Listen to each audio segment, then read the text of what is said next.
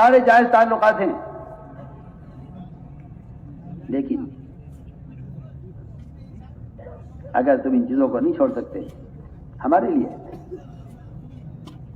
چھوڑنے کا مطلب اولاد کو چھوڑ دو، ماں باپ کو چھوڑ دو، چھوڑنے کا مطلب یہ نہیں تھا۔ چھوڑنے کا مطلب اگر یہ تمہیں ہمارے طریقے کے خلاف حکم دیں، اسی لیے حضور اکرم صلی اللہ علیہ وسلم نے ایک صحابی کی اپنی ذات سے محبت کا امتحان لینے کے لیے پکڑا ان کو، جو اپنے باپ سے سب سے زیادہ محبت کرتے تھے، فرمایا یہاں آؤ، کیا بات، بلاتے ہی فرمایا جاؤ اپنے باپ کا سر کاٹ کر لاؤ۔ یہ دوڑے فوراً، آگے پیچھے آپ نے کوئی کچھ نہیں کہا، روایت میں ہے کوئی وجہ نہیں بیان کی، ان کا کوئی جرم بیان نہیں کیا، ان کی کوئی غلطی نہیں بیان کی، فرمایا اپنے باپ کا سر کاٹ کر لاؤ۔ وہ فوراً دوڑے، کہاں جا رہے ہو، کہاں جا رہے ہو؟ عرض کیا آپ کا حکم ہے میں باپ کا سر لے کر آتا ہوں۔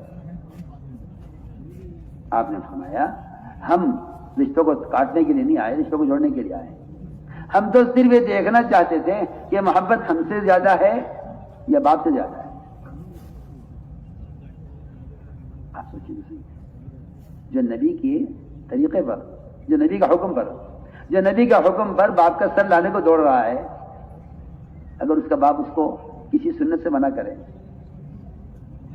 یا کیا یہ اپنے باپ کی کہنے کی وجہ سے اس سنت کو چھوڑنے کے ساتھ یہ کہہ سکتا ہے کہ مجھے اللہ کے رسول سے محبت ہے؟ فیصلہ کیجیے، آپ فیصلہ کیجیے۔ اگر اس کا باپ اس کو ایک سنت سے روکتا ہے، ارے باپ کی بات کو مان کر نبی کی سنت کو چھوڑ دے، تو آپ بتائیے کیا یہ کہہ سکتا ہے کہ مجھے اللہ کے رسول سے محبت ہے؟ سوچیے۔ تو میں نے عرض کیا کہ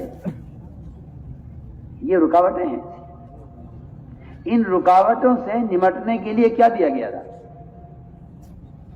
اس امت کو، کہ جس تمہاری میں رکاوٹیں آئیں گی تم اس رکاوٹ کا مقابلہ کیسے کرو گے؟ رکاوٹ کا مقابلہ کیسے کرو گے؟ قرآن اس سے بھرا ہوا ہے، قرآن اس سے بھرا ہوا ہے کہ ان رکاوٹوں کا مقابلہ کرنے کے لیے کیا طریقہ ہے۔ ایک جگہ نہیں، سینکڑوں جگہ قرآن پڑھیے آپ۔ قرآن کہتا ہے کہ اس سے زیادہ پختہ اور پکا مذہب ہو کس کر سکتا ہے جو دعوت عبادت کو جمع کر لے۔ قرآن کہتا ہے، قرآن کہتا ہے کہ تمہارے دین پر تمہارے قدموں کے جمنے کا جو بنیادی سبب و شرط ہے وہ تمہارا دین کی دعوت دینا ہے۔ قرآن کہتا ہے ان تنصروا اللہ ینصرکم ویثبت اقدامکم، اللہ تمہارے قدموں کا جما دیں گے دین پر اگر تم اس کے دین کے مددگار ہو۔ پڑھیے قرآن، قرآن کہتا ہے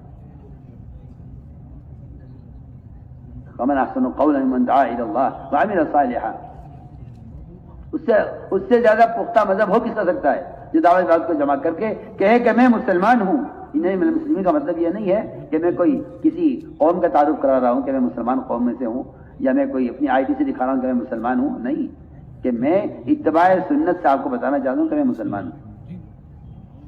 وقال اننی من المسلمین، میں تو سمجھتا ہوں کہ اپنے آپ کو اتباع سنت کے اعتبار سے اپنے آپ کو مسلمان کہنے کی طاقت وہ دعوت کے بغیر پیدا نہیں ہو سکتی۔ قرآن کی آیت کا سیاق یہ بتا رہا ہے وقال اننی من المسلمین، دعوت دینے والا کہے گا میں مسلمان ہوں۔ میں مسلمان ہوں، کیا مطلب میں مسلمان ہوں؟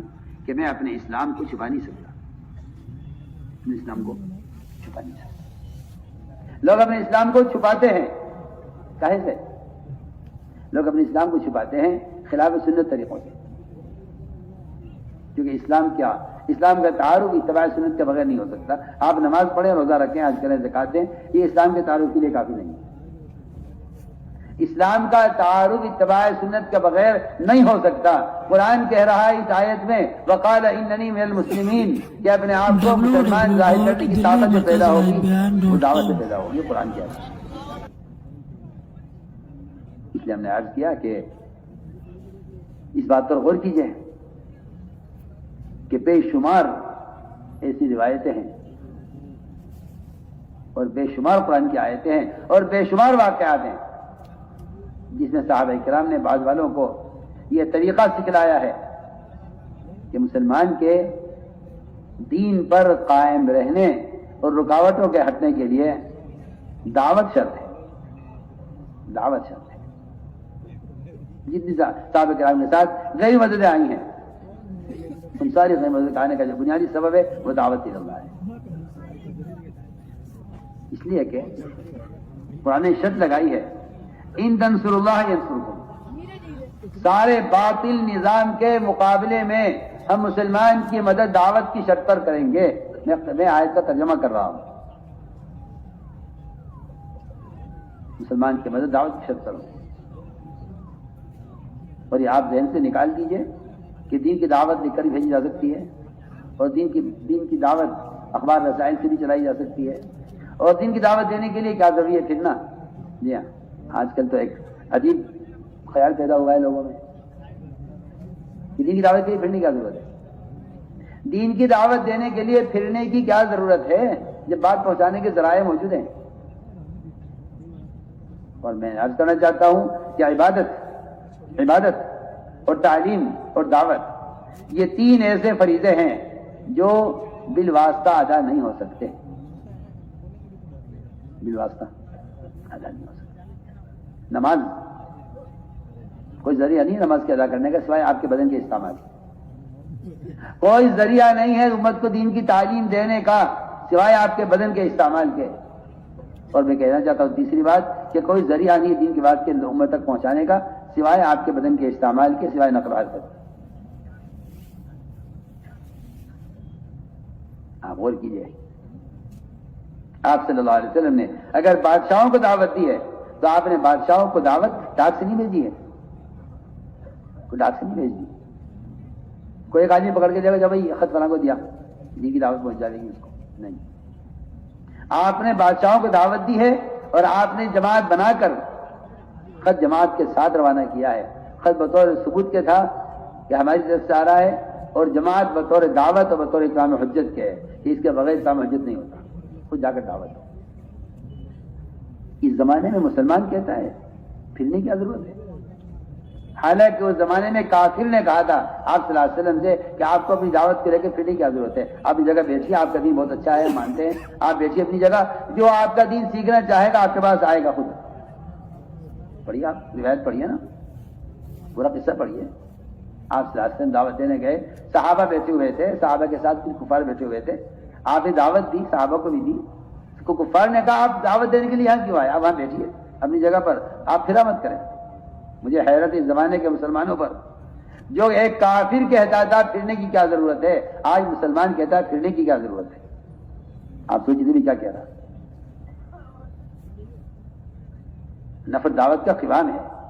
نفر اللہ کے راستے کا، نفر اللہ کا امر ہے. ہم تو حکم کے لیے پھر رہے ہیں اور کیا. ہمارے نزدیک کوئی وجہ پھرنے کی نہیں ہے سوائے اللہ کے امر کے. اس امر کے ذریعے سے سارے عوامل کو زندہ کرنا چاہتے ہیں. سیدھی بات.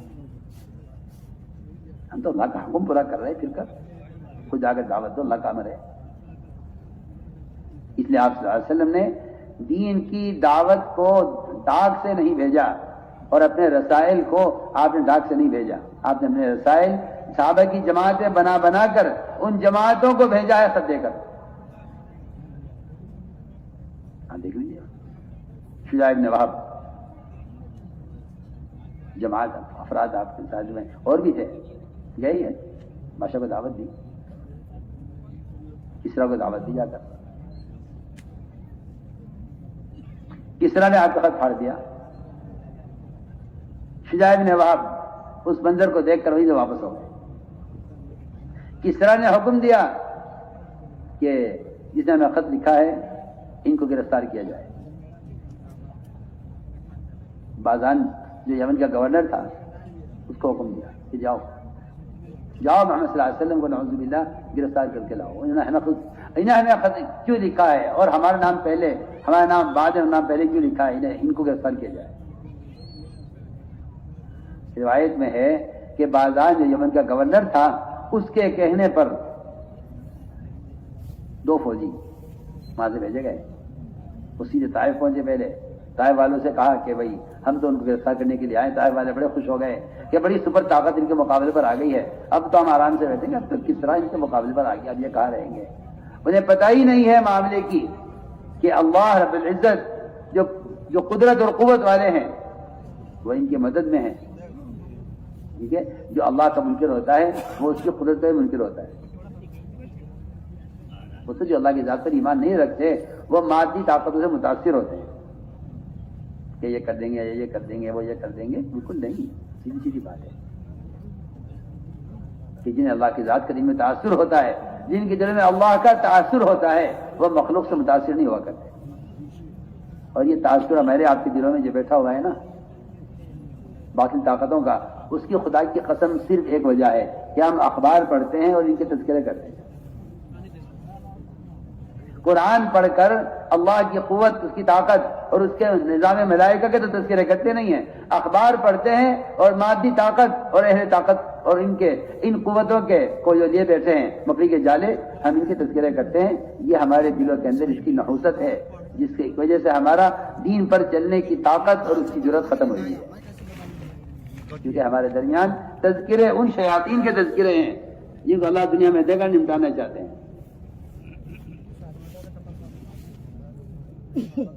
ان کے تذکرے مردہ بنا دیں گے اور ان کے تذکرے دلوں کے اندر خوف پیدا کر دیں گے.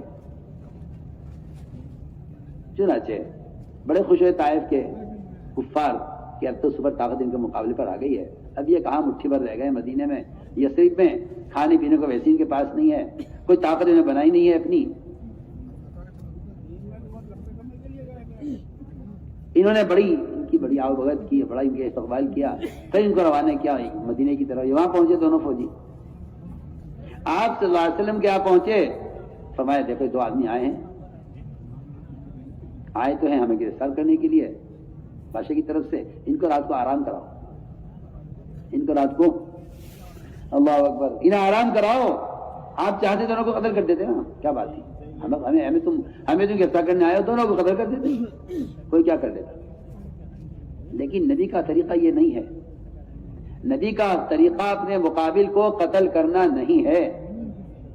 یہ تو لوگوں کا خیال, غلط خیال ہے کہ اسلام تلوار سے پھیلا ہے, اور یہ غلط خیال ہے کہ کافر کو مسلمان بنانے کے لیے تلوار ہے, تلوار کا کافر کو مسلمان بنانے سے کوئی تعلق نہیں ہے.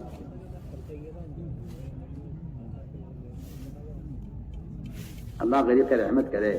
مفتی سعید پالن پوری رحمۃ اللہ علیہ کو ایسی بات فرما گئے اور مجھے ایسا مزہ آتا ہے ان کی اس بات میں, اور میں ان کی اس بات کی وجہ سے ان کے لیے ایصال ثواب کا اہتمام کرتا ہوں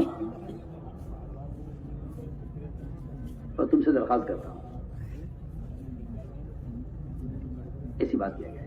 وہ فرماتے ہیں کہ لوگ یہ سمجھتے ہیں کہ کافروں سے قتال کرنے کے لیے نکلا جاتا تھا, صرف ان کی دعا ہے کام کرنے والوں کے لیے کہ اللہ جزائے خیر ان جماعت والوں کو کہ یہ دین کی دعوت کو لے کر پھرتے ہیں. اصل دین کی دعوت کا لے کر پھرنا یہی ہے.